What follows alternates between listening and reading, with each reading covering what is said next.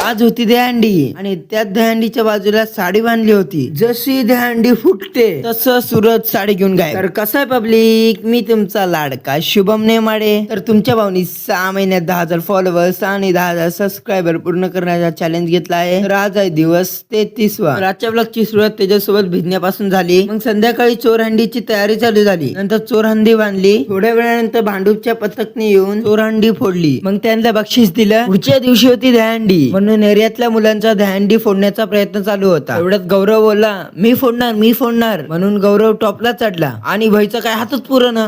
कसं करून दहीहंडी फोडली. नंतर चालू झाला खेळ. कारण दहीहंडीच्या बाजूला लावले होते खेळणे आणि एक साडी लावली होती. म्हणून हीच साडी आपल्या राधाला घेण्यासाठी सगळे उडी मारत होते. पण तुमच्या भाऊची राधा 2 वर्ष झाले तुमच्या भाऊ सोबत बोलतच नव्हती. म्हणून तुमचा भाऊ फक्त लांबून शोध बघत होता. जसं कृष्णाला त्याची राधा सोडून गेली तशी मला पण माझी राधा सोडून गेली. नंतर जशी रस्सी खाली आली, सूरजनी उडी मारून ती साडी आपल्या ताब्यात घेऊन सीधा राधाला शोधायला गेला. तर मित्रांनो, तुम्हाला आजचा ब्लॉग आवडला असेल तर लाईक सबस्क्राईब फॉलो करून घ्या ना. भेटू पुढच्या ब्लॉग मध्ये. Bye bye.